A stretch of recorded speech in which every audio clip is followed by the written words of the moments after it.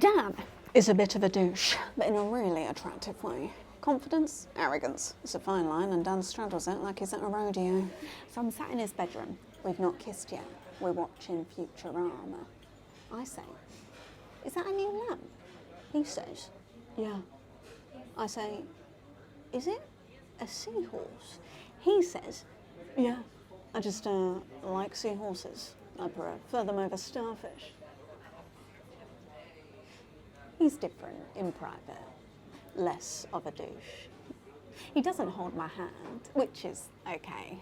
I don't like my hands. They're rough because of my eczema and the wheeling. We talk for what feels like 2 weeks, or rather, he talks and I impatiently nod and smile. And then we begin. The first time I took my clothes off in front of Dan, I warned him about my scars. He told me that he didn't care, which was nice of him. I turn off the seahorse as he reaches for a condom. I ask if it's latex-free. It isn't, which is a bit frustrating because we've been through this. I reach for my own.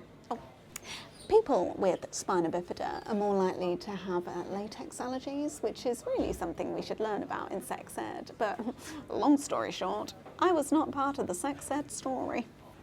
For a long time, I didn't know how it'd work or what I'd be able to feel.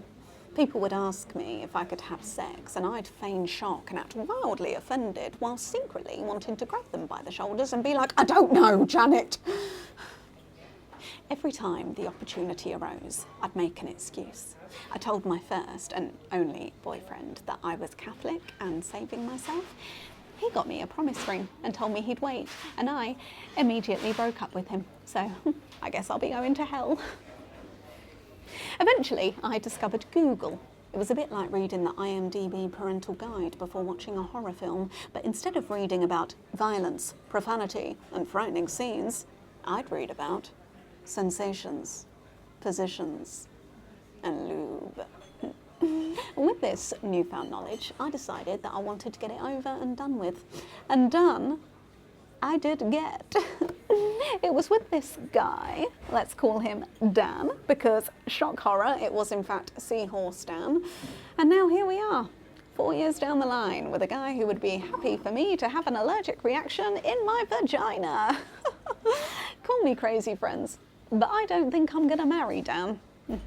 He's made little attempt to understand my body. He still tries positions that are very ambitious for your average Joanne, let alone a Joanne who has next to no control in her lower limbs.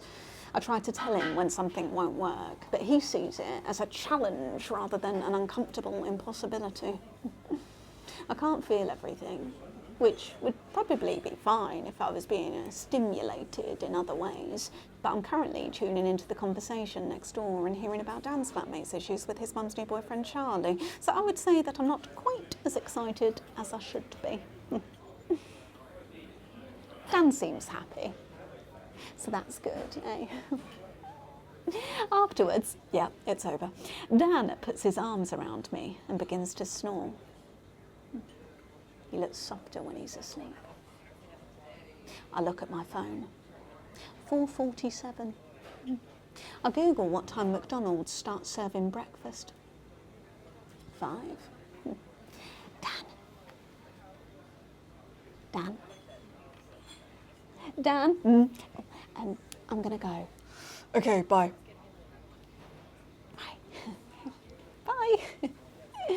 After our passionate farewell, I put my clothes on, quietly.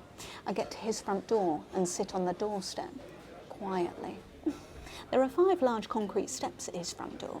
He's always helped me in, but going out, I've always done alone. It takes me a few minutes. I'm trying to do it very quietly. It's been raining, so my bum is wet. I'm wetter now than I was half an hour ago. I know Dan isn't exactly Prince Charming, but at least I know what I'm getting. And maybe, more importantly, he knows what he's getting. And also, it's just nice that someone wants to, you know? It's a good setup. I don't drink.